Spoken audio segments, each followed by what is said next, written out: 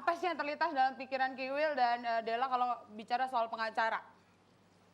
Kalau gue sih serem aja kali ya. Serem, kenapa serem? Serem. Kata teman-teman dia bilang, banyak teman-teman yang ngomong, Will, gue ingetin sama lo, contohnya gua, jangan pernah lo ketemu sama namanya hukum. Apalagi sampai lo mampir ke pengadilan, aduh macet, dia bilang. Tetap ya alasannya macet ya. Jadi lo emang sekarang juga nggak pakai pengacara dan sebagainya gitu? Alhamdulillah sih masih.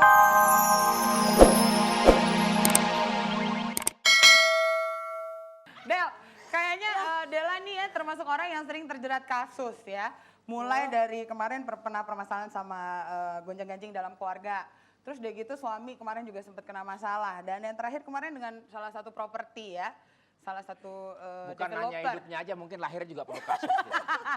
Lo sendiri gimana? Bolak-balik ini Pusing pernah nggak juga bolak-balik sih. pengadilan? Alhamdulillah semuanya nggak nyampe pengadilan, tapi ya tetap aja namanya masalah kan pusing gitu ya. Walaupun sebenarnya telinga udah saya tutup, mata nggak mau ngeliat, tapi tetap aja kan namanya masalah tetap aja jadi kepikiran. Tapi belum pernah sampai pengadilan? Belum, Jangan karena macet kan. Ambil arah. Pengadilannya di daerah mana ya? Rumahnya di mana ini? Ya bener loh, ada Jakarta Selatan tuh biang macet itu pagi itu. Belum lagi calo-calonya banyak banget. Kalau lo sendiri pernah berurusan sama pengadilan, Wil? Oh pernah. Waktu mau cerai itu kan? Oh enggak. Pernah waktu itu ke pengadilan, kebetulan nengok teman lagi di sidang. Jadi waktu itu. Teman sesama pelawak? Hah? Sesama pelawak Ngomongin juga? Derry nih. Gue gak ngomong ya, Der. Gue Hah? gak Baru ngomong. ngomong. Nah, tapi berarti lo belum pernah ya, termasuk orang kemarin gonjang-ganjing sama istri pertama, istri kedua, aman-aman aja? Ya, Pakai pengacara nggak? Hah? Pakai pengacara nggak? Oh enggak, pengacaranya kan suaminya satu orang gitu loh. Jadi lebih banyak gue memberitahukan kepada mereka, kamu diwakili pengacara cuma satu, yaitu suami kamu. Oh. Della, Ya. dari semua kasus yang pernah lo alami, itu pakai pengacara nggak? Pakai. Beda-beda pengacaranya atau satu semua? Kalau Tergantung, masalah- udah bisa ganti casing. Kadang-kadang enggak. Oh, jadi misalnya contohnya Ibu Elsa Syarif nanti diganti Iya, sama... kalau pagi ya, Emang handphone? Elsa Syarif ya. Pengacaranya sama semua? Beda-beda. Oh, beda-beda ya. Tapi so far dengan hubungan dengan pengacara ini oke semuanya. Oke lah, Lo so merasa far benar-benar so good diwakili lah. nggak oleh para pengacara ini? Selama ini alhamdulillah mereka udah cukup banyak membantu saya gitu. Pantesan rajin banget cari duitnya. Buat bayar pengacara ya. Nah, ini kalau misalnya bicara soal cari duit, sekarang ada beberapa artis yang namanya kontrak segala macam itu udah nggak pakai manajer lagi, tapi langsung pakai pengacara. Lo gitu nggak, Will? Wah, saya lebih banyak ke friend. Oh, Face to face, berteman. door to door, Face to face. face to face, door to door. Yang mana ya face lu kira-kira ya? Hah? Yang ini yang mana face Nih, lu? pala gue ini. Oh, jadi lo langsung ya, Ya, pokoknya langsung pakai lebih. manajer. Ah, ah. Kalau lo udah Kadang-kadang pakai manajer, kadang-kadang sendiri. Tergantung siapa yang mau kontrak. Kalau teman ya mending kalau sama teman kan kita nggak mungkin pakai manajer, kayaknya udah pada tahu kan. Yang penting kepercayaan gitu. Oh, jadi belum sampai kepada pakai pengacara ya. Jadi kalau lo sendiri berpikir apa sih yang terlintas dalam pikiran Kiwil dan Della kalau bicara soal pengacara? Kalau gue sih serem aja kali ya. Serem, kenapa serem? Serem. Kata teman-teman dia bilang, banyak teman-teman yang ngomong, Will, gue ingetin sama lo, contohnya gua, jangan pernah lo ketemu sama namanya hukum. Apalagi sampai lo mampir ke pengadilan, aduh macet, dia bilang. Tetap ya alasannya macet ya. Jadi lo emang sekarang juga nggak pakai pengacara dan Iya. sebagainya gitu ya? Alhamdulillah sih masih baik-baik aja. Gitu. Iya, iya. Masih, Tapi mungkin istri lu pengen pakai pengacara kali. ya selama itu dibayar sendiri nggak masalah lah. Oke. Ya, pemirsa jangan kemana-mana. Kalau dari tadi kita ngomongin soal pengacara, abis ini kita langsung akan ngobrol dengan pengacaranya langsung. Tapi sebelumnya nanti kita akan digoyang dulu sama Mbak Lilis. Mbak Lilis boleh nggak ngasih goyangannya dikit? Ya, kita akan kembali setelah yang satu ini. Terima kasih Lilis Karlina. Sekali lagi boleh tepuk tangan buat Lilis Karlina. Dan juga tentunya Kang Ade dan teman-teman dari Idea Percussion. Kenapa ya? Hah? Gigit jari ya? Begitu mau nyampe sini, lagunya habis. Lu kurang cepet sih dibandingin Kiwil. Apaan, Anda ngalingin dia ntar. Iya kan? Kalau gue mainnya agak lama, mungkin jadi cepet kali ya.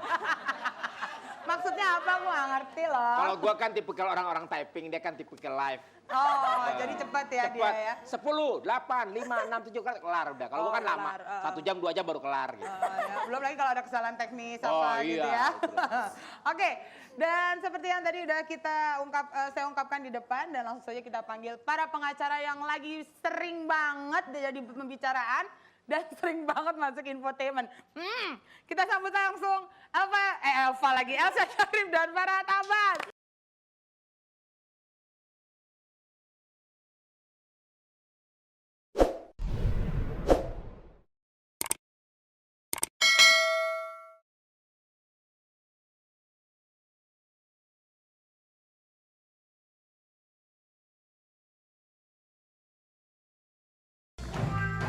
Oke.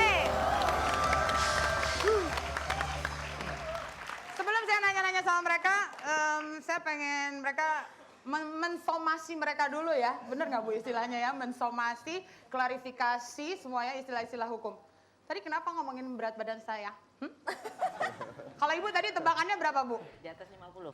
Farhat, Di atas saya, kamu berapa? 90 kilogram. Hah? Lo kira gue 100 kilogram? Lo kira gue beras apa? Ya kurang lebih sih sebenarnya bener aja ya. Yang pasti di atas 50. Heh? Maksudnya di atas 50 kilogram. Jadi 55 gitu. Tepuk tangan buat saya. Oke, kita ngobrol mereka dulu ya Will tuh. Nggak apa-apa. Tangan Omongan di bawah, tangan di bawah. masalah yang berat-berat silakan dibahas aja lah. Tangan di atas ya. Kalau kita lagi ngobrol nggak boleh macam-macam. Soalnya dia bolong-bolong suka ini sih. Farhat Dia dan Ibu bolong-bolong Elsa, apa kenikmatan membela artis-artis dengan masalahnya Bu? Ya kenikmatannya bisa menikmati artis kalau nyanyi, berakting. Emang dia kalau misalnya datang ke Ibu, Ibu, saya punya masalah, yang gitu. Iya Lama Bu? Nggak apa-apa, yang penting sama-sama menghibur. Itu kenikmatannya, tapi kesusahannya apa? Farhat apa? Ada susahnya nggak membelain artis-artis? Kenikmatannya mungkin bisa kita balik-balik aja. Mungkin artisnya lebih menikmati kalau kita dampingi gitu.